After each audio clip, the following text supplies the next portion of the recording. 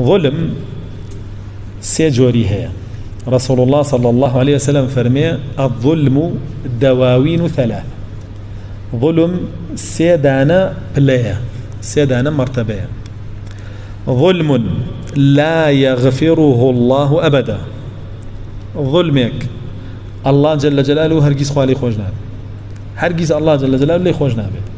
إلا أبي سزاكي بخوي أجر بيوي بقري توب ولا الله. وظلم يغفره الله.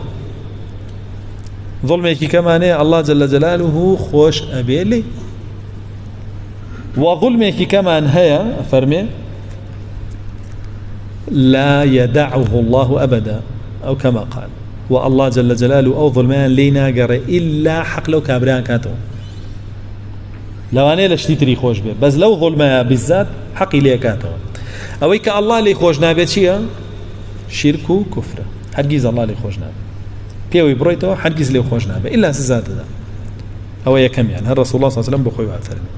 أوي لي خوش به كامية أوي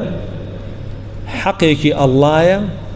أمريكيتي قدغيكيتي شكانوت نيجك تفوتانو عبادتك كمكريتيا أما حقي الله ليت خوش به أما حقي الله ليت خوش به ودانيكي تريان كظلم كردنا لخلقي يتلا ناموسيان لماليان لخوانيان أو الله جل جلاله حتى حققي نجاري توازلنا إلا ببديته رسول الله صلى الله عليه وسلم فرمي هر کسی مظلمه کی هر کسی کی لا با امرو گردنی خوی پیازات کا پیشوی بکیت قیامت مظلمه کله چی آتی عرضه ماله ودمه لخوانی آتی لمال آتی لناموس آتی قصی لسر کردو بابرو امرو گردنا زای خوی بکا تا روز یک نهات و گردنا زاینی دینار و درهمیش نیه او کاته هربه باجکی بدی افرمی اگر هاتو چاکی هبو چاککانی هلا گیره و ادری بو كسيكا قسكي لسر كردوا كلخوينيا زرري لداوا ياخذ لمال زرري لداوا اگر چاكشي نبوچي لخرابي ام هلا جيري خرت سرشاني او يعني لدو حالت يبرناكا تو باربي يا باركت قرسربه